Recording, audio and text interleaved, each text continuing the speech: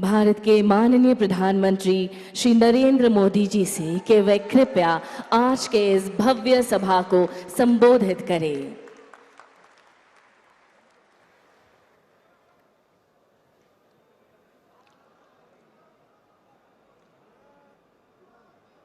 मेघालय के राज्यपाल brigadier BD Mishra ji, Meghalaya के मुख्यमंत्री संगमा जी, केंद्रीय मंत्रिपरिषद के मेरे सहयोगी श्री अमित भाई शाह, सर्बानंद सोनोवाल, किरण रिजिजू जी, किशन रेड्डी जी, बीएल वर्मा जी, मणिपुर, मिजोरम, असम, अरुणाचल प्रदेश, त्रिपुरा और सिक्किम के सभी मुख्यमंत्रीगण और मेघालय के मेरे प्यारे भाइयों और बहनों, खुबले शिबोन, नमेंगमा। मेघालय प्रकृति और संस्कृति से समृद्ध प्रदेश है। ये समृद्धि आपके स्वागत सत्कार में भी झलकती है। आज एक बार फिर मेघालय के विकास के उत्सव में सहभागी होने का हमें अवसर मिला है। सभी मेघालय के मेरे भाइयों बहनों को कनेक्टिविटी, शिक्षा, कौशल, रोजगार की दर्जनों परियोजनाओं के लिए बहुत बहुत बधाई है।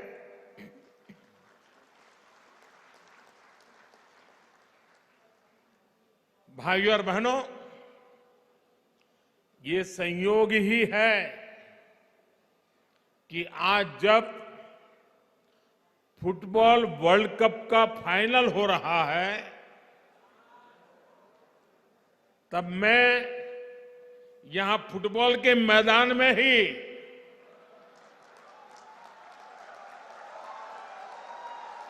फुटबॉल प्रेमियों के बीच में हूं।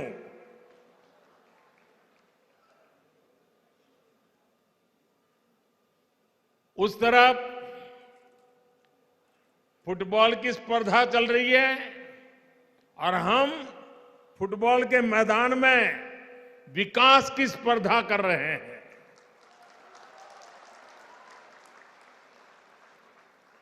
मुझे एहसास है कि मैच कतर में हो रहा है, लेकिन उत्साह और उमंग यहां भी कम नहीं है।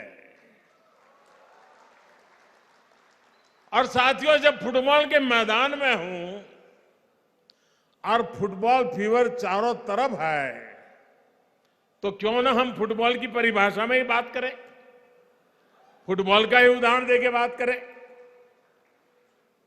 हम सबको मालूम है कि फुटबॉल में अगर कोई खेल भावना के विरुद्ध, स्पोर्ट्समैन स्पिरिट के खिलाफ अगर कोई भी व्यवहार करता है तो उसे रेड कार्ड दिखाकर बाहर कर दिया जाता है। इसी तरह पिछले 8 वर्षों में हमने नॉर्थ ईस्ट के विकास से जुड़ी अनेक रुकावटों को रेड कार्ड दिखा दिया है। भ्रष्टाचार, भेदभाव, भाई भतीजावाद, हिंसा, प्रोजेक्टों को लटकाना भटकाना, वोट बैंक की राजनीति को बाहर करने के लिए हम ईमानदारी से प्रयास कर रहे हैं। लेकिन आप भी जानते हैं, देश भी जानता है, इन बुराइयों की, बीमारियों की जड़ें बहुत गहरी है। इसलिए हम सबको मिलकर के उसे हटा करके ही रहना है। हमें विकास के कार्यों को ज्यादा रफ्तार देने और ज्यादा प्रभावशाली बनाने में प्रयासों का अच्छा परिणाम भी नजर आ रहा है। यही नहीं, स्पोर्ट्स को लेकर भी केंद्र सरकार आज एक नई अप्रोच के साथ आगे बढ़ रही है। इसका लाभ नॉर्थ ईस्ट को हुआ है। नॉर्थ ईस्ट के मेरे नौजवानों को, हमारी बेटे बेटियों को हुआ है। देश की पहली स्पोर्ट्स यूनिवर्सिटी नॉर्थ ईस्ट में है। आज नॉर्थ ईस्ट में मल्टीपर्पज हॉल, फुटबॉल मैदान, एथलेटिक्स ट्रैक, ऐसे 90 प्रोजेक्ट्स पर काम चल रहा है। आज शिलांग से मैं ये कह सकता हूं कि आज भले ही हमारी नजर कतर में चल रहे खेल पर है, मैदान में विदेशी टीम है उन पर है, लेकिन मुझे मेरे देश की युवा शक्ति पर भरोसा है। इसलिए विश्वास से कह सकता हूं कि वो दिन दूर नहीं जब हम भारत में ऐसा ही उत्सव मनाएंगे और तिरंगे के लिए चीयर करेंगे। भाइयों और बहनों, विकास सिर्फ बजट, टेंडर, शिलान्यास, उद्घाटन, इन्हीं रिचुअल तक सीमित नहीं है। ये तो साल 2014 से पहले भी होता रहता था। फीते काटने वाले पहुंच जाते थे, नेताएं माला भी पहन लेते थे, जिंदाबाद के नारे भी लग जाते थे। तो फिर आज क्या बदला है? आज जो बदलाव आया है वो हमारे इरादे में आया है, हमारे संकल्पों में आया है, हमारी प्राथमिकताओं में आया है, हमारी कार्य संस्कृति में आया है। बदलाव प्रक्रिया और परिणाम में भी आया है। संकल्प आधुनिक इंफ्रास्ट्रक्चर, आधुनिक कनेक्टिविटी से विकसित भारत के निर्माण का है। इरादा भारत के हर क्षेत्र, हर वर्ग को तेज विकास के मिशन से जोड़ने का है। सबका प्रयास से भारत के विकास का है।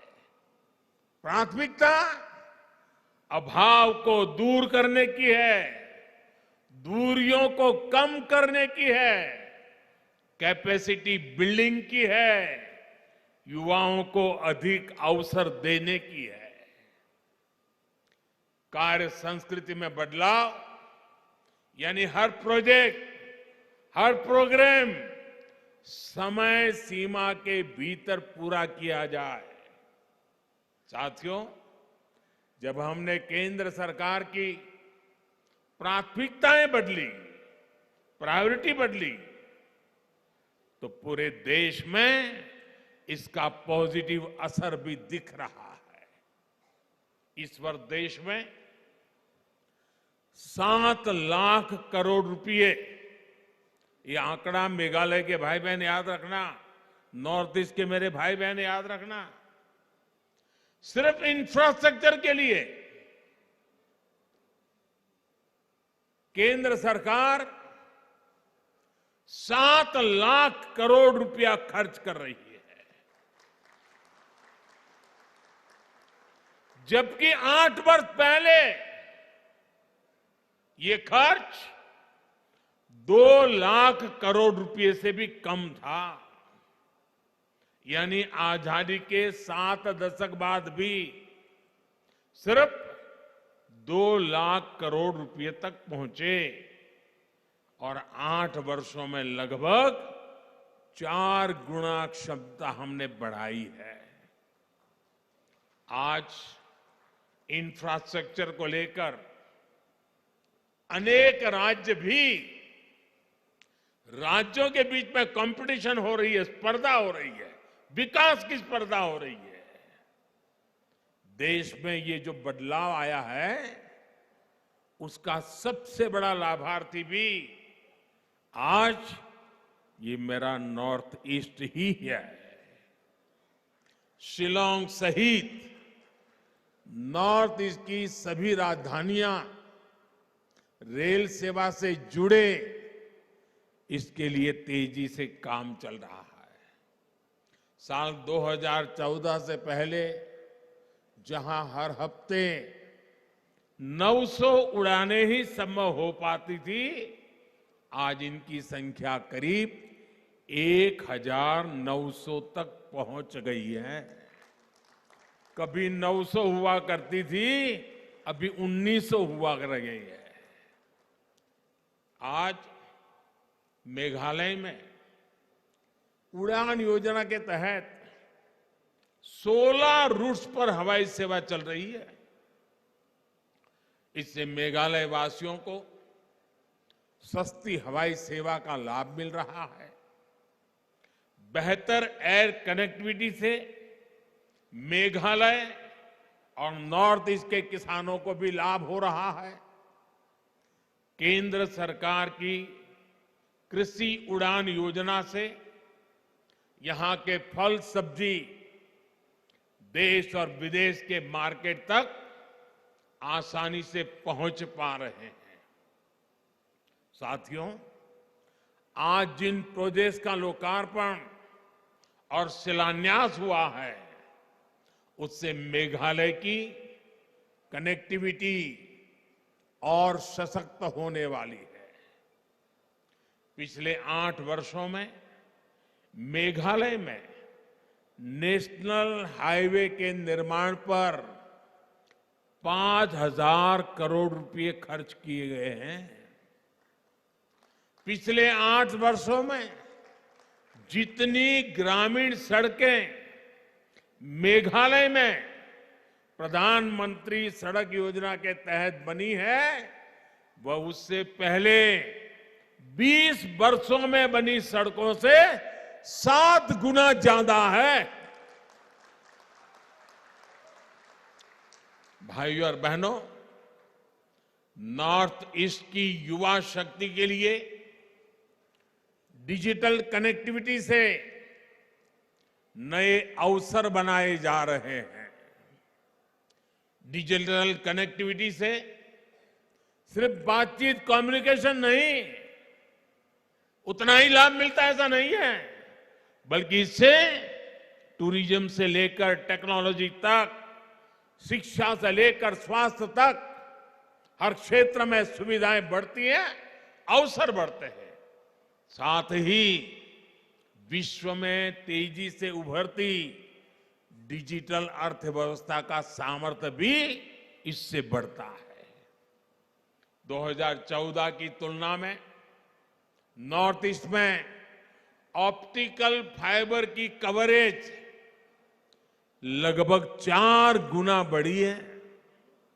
वहीं मेघालय में ये वृद्धि 5 गुना से अधिक है।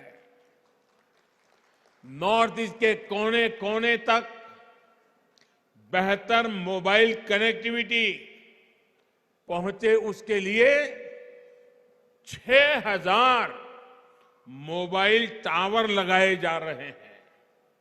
इस पर 5,000 करोड़ रुपए से अधिक खर्च किया जा रहा है। आज मेघालय में अनेक 4G मोबाइल टावर्स का लोकार्पण इन प्रयासों को गति देगा।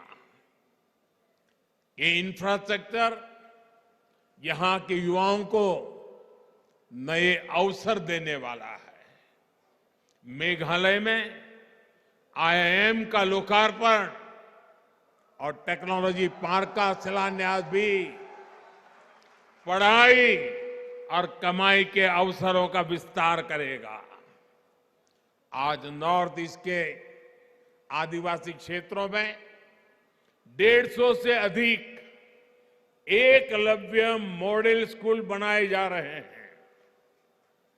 इसमें से 39 मेघालय में है। दूसरी तरफ IIM जैसे प्रोफेशनल एजुकेशन के संस्थानों से युवाओं को प्रोफेशनल एजुकेशन का लाभ भी यही मिलने वाला है। भाइयों और बहनों, नॉर्थ ईस्ट के विकास के लिए भाजपा की NDA की सरकार पूरी ईमानदारी से काम कर रही है।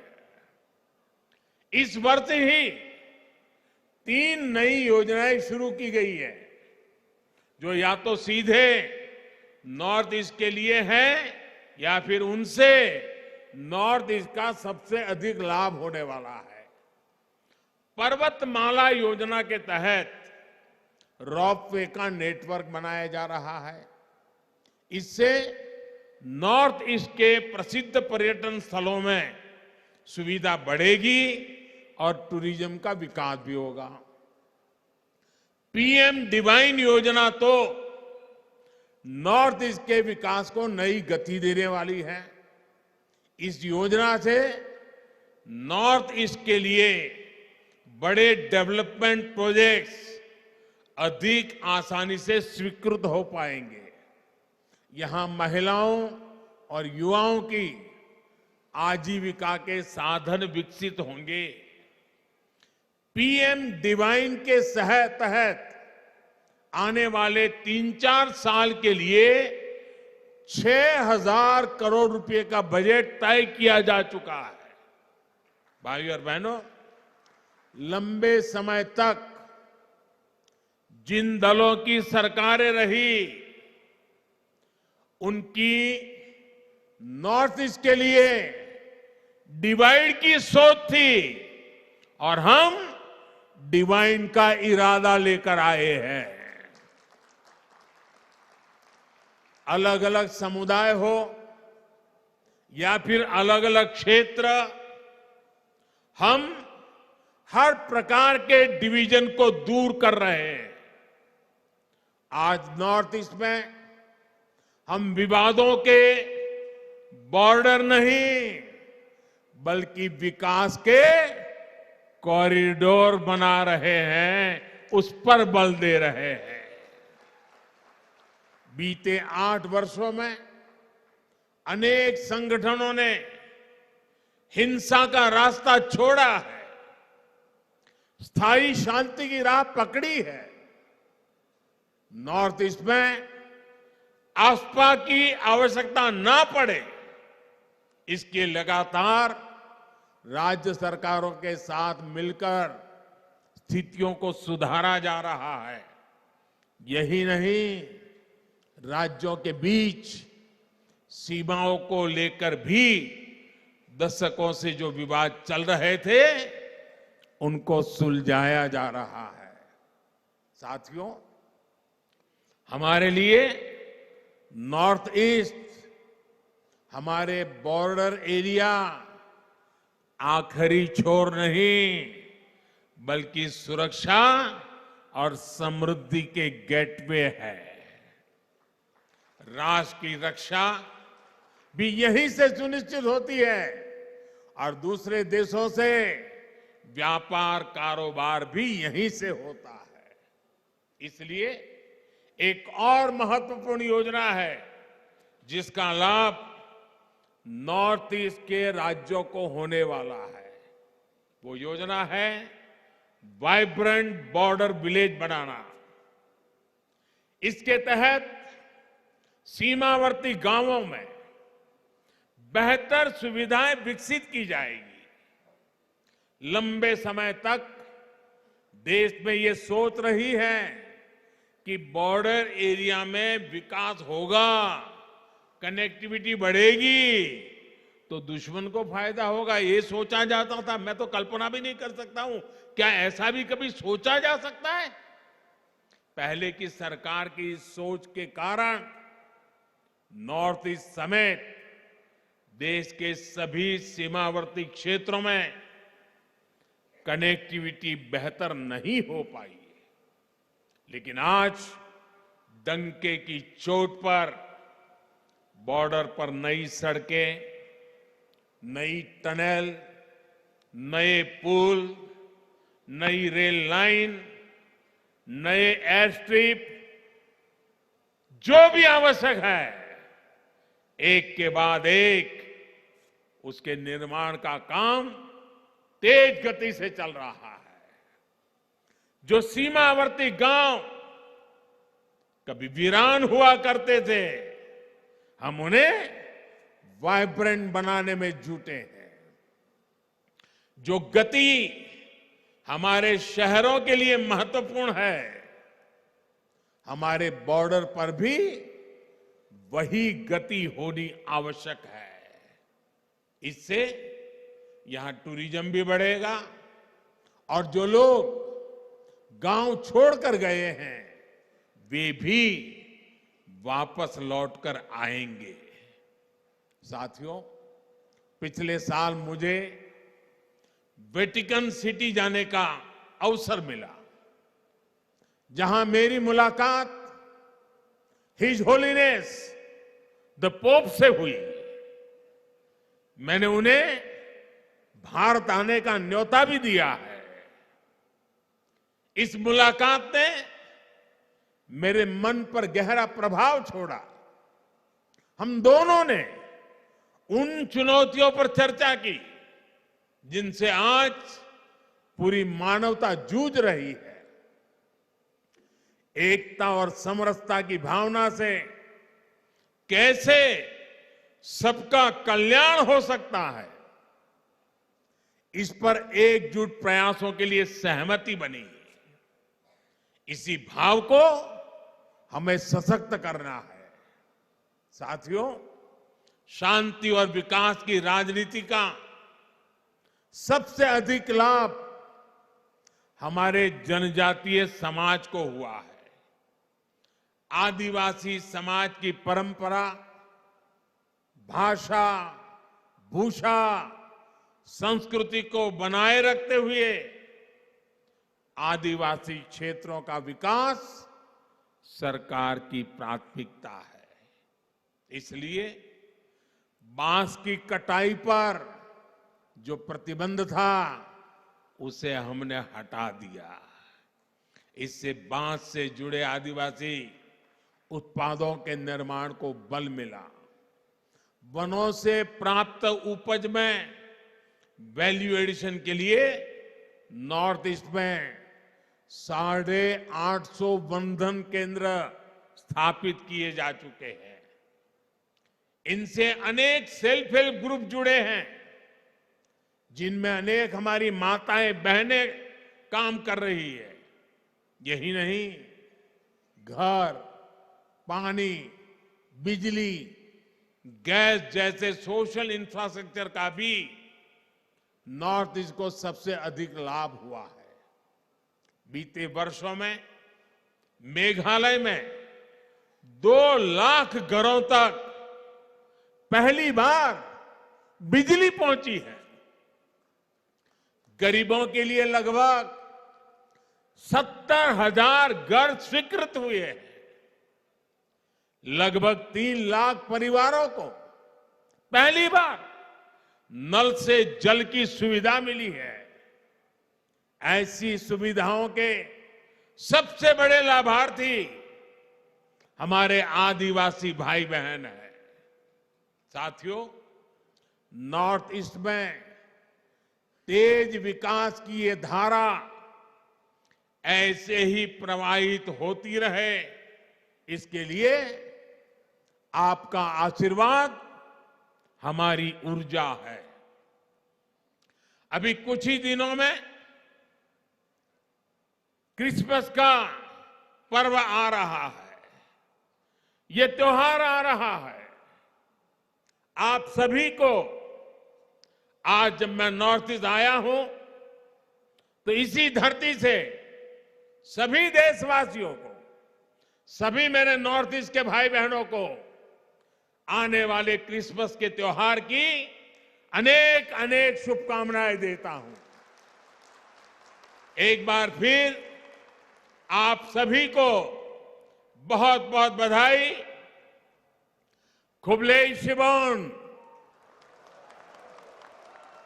मितेला।